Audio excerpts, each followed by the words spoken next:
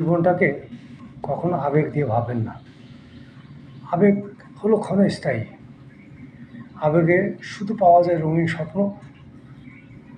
আবেগ কখনো আপনাকে বুঝতে দেবে না বাস্তবতা কী। বাস্তবতাকে জানতে গেলে আপনাকে আবেগ থেকে বেরিয়ে আসতে হবে। জগৎ সম্পর্কে ধারণা থাকতে হবে, বাস্তবতার শিকার হতে হবে। আপনি যদি বাস্তবতার মুখোমুখি না হন, তাহলে আপনি কখনো সামনের দিকে এগোতে পারবেন না, বুঝতে পারবেন না ভবিষ্যৎ পরিকল্পনা কী, বুঝতে পারবেন না বর্তমান পরিকল্পনা কী, বর্তমান কী, অতীত কী ছিল।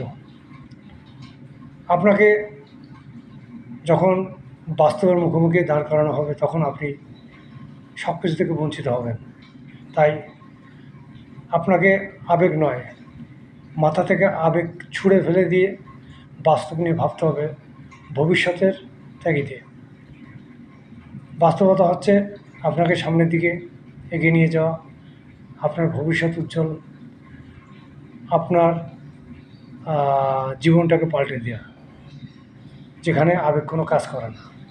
আর আবেগ হচ্ছে আপনাকে রঙিন স্বপ্ন দেখানো, আপনার অর্থ নষ্ট করা, আপনাকে যে কোনো মুহূর্তে বিপদে ফেলে দেওয়া।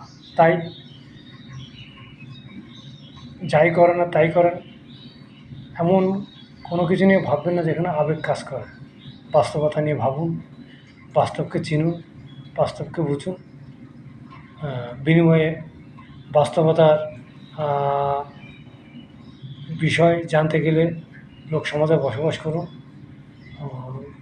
রাস্তায় বেরিয়ে পড়ুন, যে কোনো কাজ করুন, যে কোনো লোকের সাথে মিশুন, তাদের সাথে সময় দিন।